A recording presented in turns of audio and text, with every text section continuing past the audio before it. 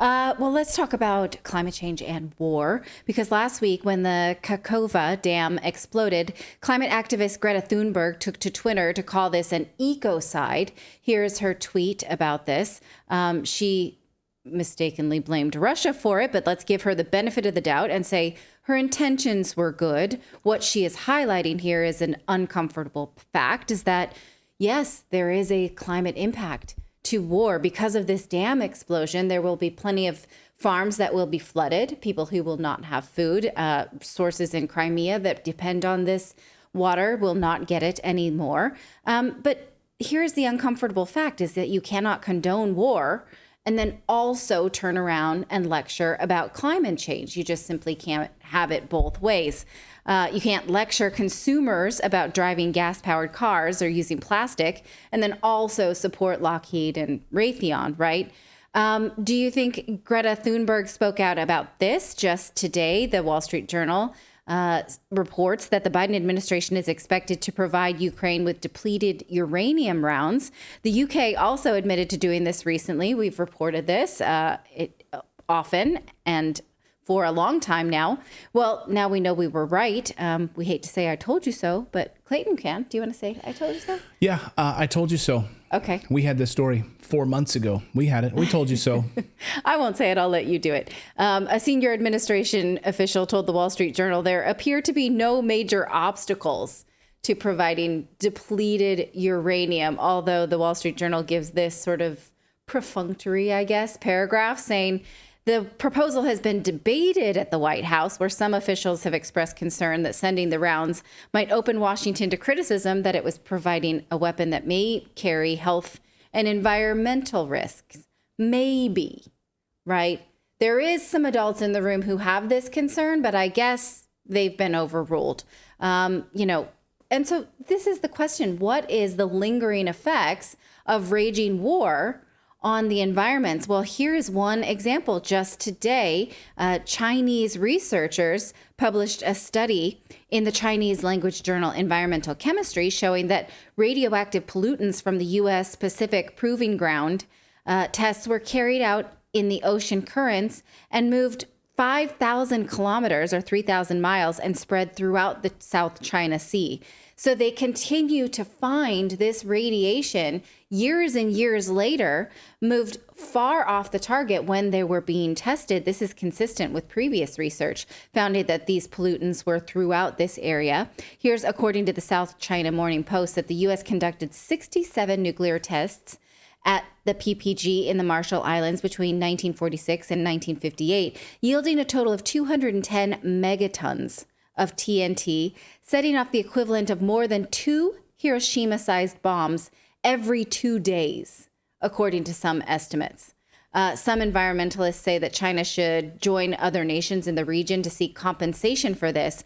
In 1986, the U.S. did commit $2 billion to pay to the people of the Marshall Islands alone because of these negative consequences. Do you want to talk about that at all? Some of these tests that left these people with lingering bouts of cancer and all manner of health problems. Yeah, I mean, we actively knew that the people, the natives that lived there near in the Marshall Islands and Bikini Atoll. I mean, just look up the stories about Bikini Atoll. Like, yeah, there's a native population.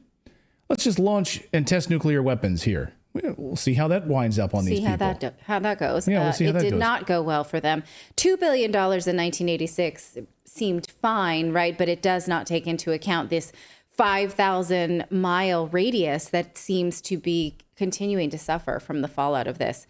It's worth noting that the U.S. is the only country that's ever used any nuclear weapons. And now U.S. leaders are urging the U.S. to support Ukraine doing the same thing, which it would essentially be the U.S. and NATO again using nuclear weapons, even though we now know that there is a lingering effect of these things, such as this article today from a think tank suggesting that Biden should authorize nuclear weapons so that Russia doesn't use nuclear weapons. It's a truly circular argument and one of the dumbest things I've read in a long time. He admits that Ukraine has been blowing up bridges and repeats the lie about Ukraine blowing up the Nord Stream pipeline, says all this is evidence that Putin is getting edgy, so the U.S. should threaten nukes so Russia doesn't use nukes again. there's no again in that sentence for Russia. It's the U.S. that would be using nukes again because it's the U.S. that has done it. So the West isn't there a big treaty that prevents countries from proliferating nuclear weapons around the world? Yes. Wasn't there I'm pretty sure I remembered hearing something about that. Yeah, but I guess what they're saying is the U.S. should issue itself a permission slip to do different things, right? Which I suppose it did the first time around. Right. Yeah, and I just want to kind of circle back. Yes, they did try to do an evacuation of the Bikini Islands and Marshall Islands, but then they sent them back. So there was all sorts of residual radiation as a result of it. So great, they weren't there for the blast, which was like 5 or 10 times worse than what was at Hiroshima. But then they just went back home afterwards. They sent them back. It's not like their land was unusable. Yeah. It's like, oh, thanks for what you did. Thank you for taking me away for a little while on a vacation and then sending me back to my radioactive home. Thank you. Right.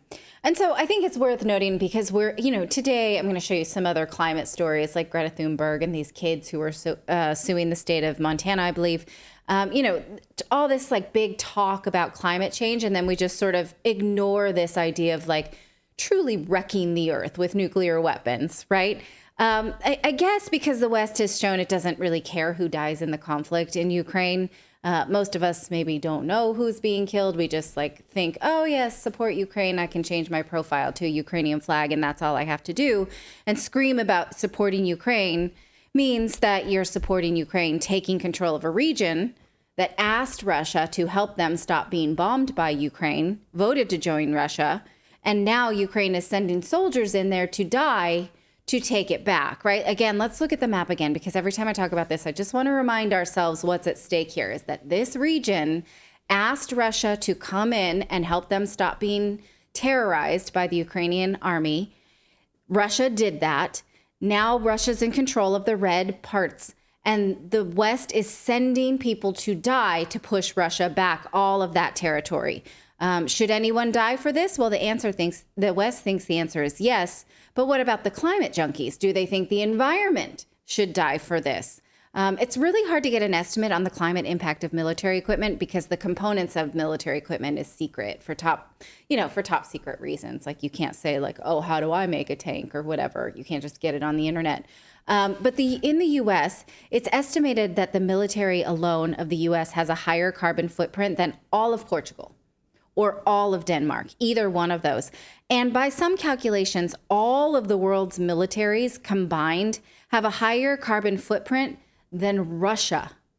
Take a look at this. I mean, the highest emitters right now are China, the United States, and India. But militaries, if they were a country, would be the highest emitters, have the highest carbon footprint of all other places, more than Russia. That's significant given the land mass of Russia, right? And yet world governments are going after cows. Like, do you think that world leaders will address this in their climate policy? Like, no, we got to go after the cows, the wars we need to have, right? We've got to get rid of cow farts. But, all those Abrams tanks with the depleted uranium shells that give people cancer for years to come, keep making those. Keep cranking those out. General Dynamics or whoever the hell makes these things. Raytheon, keep making your Patriot missiles. Yeah, like today I was reading that I think that some of the Humvees or something get like 4 miles to the gallon or something. Like they are gas guzzlers. Well, isn't that the old story about Jeep, right? Philip, you might know this better. David, do you have a Jeep? Don't like the original Jeeps from back in the day. They got horrible gas mile. I think maybe I'm wrong about that, but tanks are awful. Yeah, Humvees are the worst. They made fun of Arnold Schwarzenegger for having a Humvee because it gets like 4 miles to the gallon. Yeah. Yeah. Were you going to say something, Philip? I think David was just agreeing with me, and I wasn't. Yeah, I was disagreeing. On a night like this, I'll take it. All right. Well, do you think that world leaders will address this in their climate policy? They will not. And here is a summary from a publication called Warhorse. The reason that they will not is because in 1997, the Kyoto Protocol, which was the world's first legally binding international climate treaty, created a reporting loophole for militaries. It exempts them from greenhouse gas emissions and reporting them during military operations. So that's interesting, right? Everyone has to take responsibility for their climate impact except world militaries. And in 2015, the Paris Accords did away with this exemptions, but they didn't replace it either. So right now, as it stands, the decision of whether to report military emissions and how to calculate them is left up to individual countries. So do you think that any individual country is going to say, yeah, I'll tell you what the carbon footprint is of our missions and our military? No. The U.S. does sort of report emissions to the United Nations, but in a non-specified category. So that doesn't really help us. So again, we see governments getting a pass where people do not. And that, I think, just causes this misguided anxiety about the environment. And it causes people to do these sort of gimmicky things, such as in Montana this week, a trial has began with these young people who are suing the state because they claim that the state is not providing them with a clean environment. They claim that the state has prioritized big business over the environment. The plaintiffs are a group of these children between the ages of 2 and 18. The judge has already ruled that what is at stake would not change the state's approach to climate change. All they are in here to win is what's called a declaratory judgment, stating that officials have violated the state constitution. So while it would give other cases a strong precedent, it would not change these young people's futures. It will not change what the government's doing. It will not change the government's and the state's climate emission policy.